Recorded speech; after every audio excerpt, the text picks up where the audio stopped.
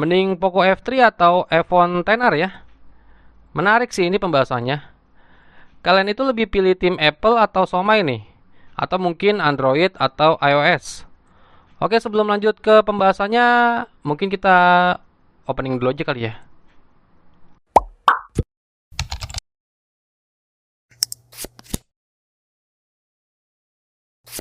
Sebelumnya di sini gue mau kasih tahu dulu, di pembahasan video gue kali ini murni pendapat pribadi gue ya. Karena emang kedua HP ini langsung gue pakai sendiri, bukan hanya berandai-andai semata. Tapi kalau ada perbedaan pendapat tinggal didiskusikan aja di kolom komentar. Tapi ingat ya, yang sehat jangan banyak celah-mencela. Oke, lanjut. Jadi di sini ada tiga kategori yang mau gue bahas. Pertama, desain dan user interface pemakaian sehari-hari. Kedua, performa. Dan yang ketiga, jangka pemakaian. Jadi untuk desain user interface pemakaian sehari-hari sebenarnya sih kedua HP ini udah nyaman-nyaman aja ya. Kita bahas yang pertama dulu nih, dari Poco F3 dulu. Kalau untuk desainnya sih udah kekinian banget, looknya dilihat itu keren. Dan warna biru yang gue pakai ini menurut gue sisi elegannya itu dapat. Peletakan kamera di bagian belakangnya juga yang udah mengikuti desain tahun-tahun ini. Ditambah layar depannya itu udah panel AMOLED loh. Bikin kita ngelihat layar di HP ini berasa nyaman dan betah dipakai nonton lama-lama. Sama halnya dengan desain dari iPhone XR yang memang untuk tampilannya terlihat memang agak jadul. Tapi percaya deh, kalau kalian udah pegang langsung, kata jadul itu seakan luntur. Karena grip kenyamanannya megang iPhone XR itu berasa kokoh, padat. Gak tau kenapa kalau gue udah pegang HP iPhone itu berasa beda aja sih. Mau itu iPhone seri baru atau seri 3 tahun yang lalu kayak iPhone XR ini. Tetap aja nama merek Apple atau iPhone itu merek yang udah bisa dikatakan ya berkelas lah. Nggak ada dong iPhone ngeluarin handphone entry level. Walau layar di iPhone XR ini masih HD IPS ya, tapi berkat panel layar liquid retina displaynya itu nggak akan berasa sih kalau layar ini masih IPS HD. Karena sekali lagi kualitas layar di HP iPhone itu udah beda banget. Tapi beda cerita ya kalau kita beli iPhone XR itu yang X Inter. Biasanya itu udah disulap layarnya. Layarnya itu udah ada pergantian. Jadi mungkin untuk tampilan layarnya agak sedikit berkurang. Beda sama iPhone yang kalian beli langsung garansi resmi Indonesia atau iBox. Nah, untuk user interface menurut gua iPhone XR sih yang paling nyaman dan gampang digunakan lagi. Simple, nggak neko-neko, nggak banyak custom sana sini. Dan minim bug juga karena iOS itu ya kita tahu lah itu udah salah satu untuk UI yang ternyaman lah di jagat raya ini. Pokoknya untuk kalau user interface di iPhone XR ini ya kalian layaknya beli tinggal pakai aja dan nikmatin aja.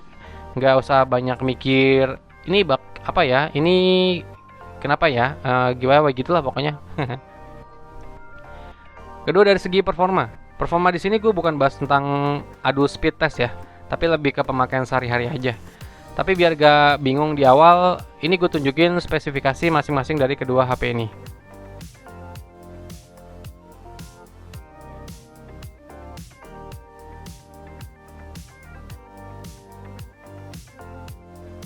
Bisa dibilang iPhone walau udah kurang lebih 3 tahun rilis, tapi performanya masih bisa diandelin banget di tahun 2021 ini. Dengan chipset A12 Bionic dari Apple itu performanya udah juara. PUBG Mobile bisa mentok di setting grafik Ultra HD loh, frame rate ultra, atau juga bisa smooth extreme itu udah pasti bisa. Yang dimana soal setting grafik mentok main PUBG Mobile itu sama kayak settingan grafik mentok yang dimiliki Poco F3, yaitu sama-sama bisa di setting mentok kanan juga, Ultra HD, frame rate ultra, atau smooth extreme juga bisa. Main Mobile Legends juga bisa di setting mentok ultra ya. Untuk Call of Duty Mobile juga bisa mentok rata kanan.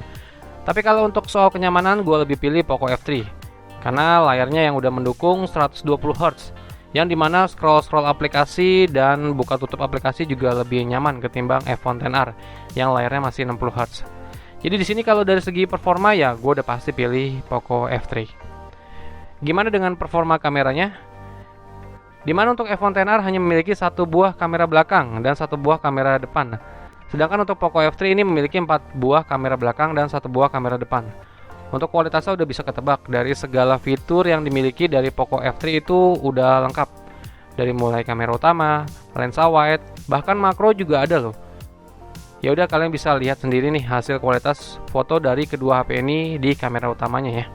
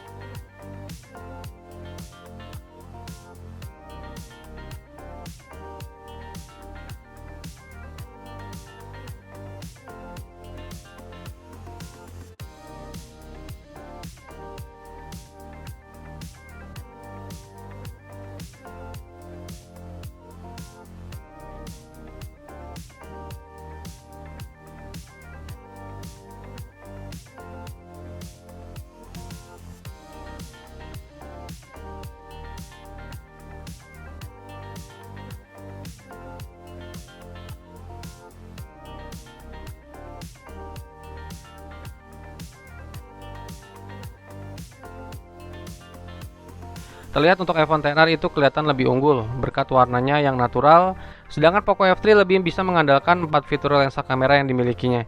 Jadi itu kalau iPhone XR itu warnanya emang natural banget, keren, bagus. Tapi kalau Poco F3 kalau kalian mau main lensa, misalkan lensa wide, lensa utama atau makro pun itu udah cakep. Untuk perekaman videonya di sini gue lebih pilih si iPhone sih jelas.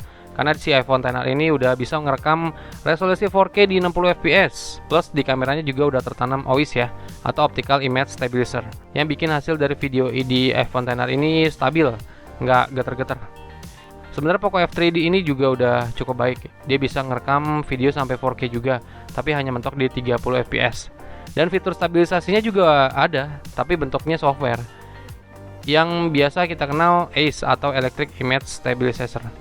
Tapi untuk kualitas gambar yang didapat masih jauh lebih baik iPhone XR, yang dimana kalau videografer yang lebih mengutamakan kualitas dari video, terutama kayak gue gini, konten kreator, ya jelas iPhone XR pilihannya. Jadi kalau untuk performa di kameranya, gue pilih iPhone XR, walaupun dia hanya satu kamera, tapi detail dan juga untuk naturalnya itu dapat banget.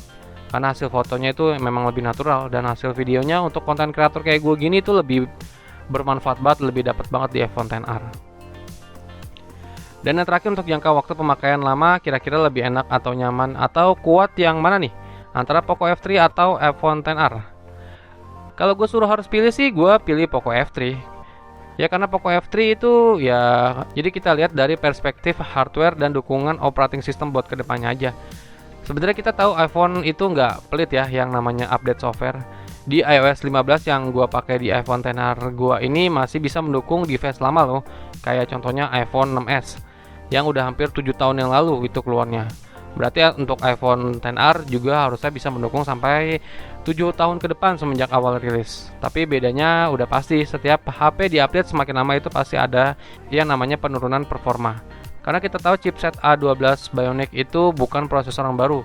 Kalau Poco F3 sebenarnya gua nggak ada masalah sih sama UI-nya. Cuman untuk prosesor yang digunakan itu kan seri terbaru ya, rilis juga di tahun 2021, dan udah bisa mendukung jaringan 5G pula, yang dimana untuk kedepannya jaringan 5G itu udah bisa sangat berguna di dunia teknologi ini.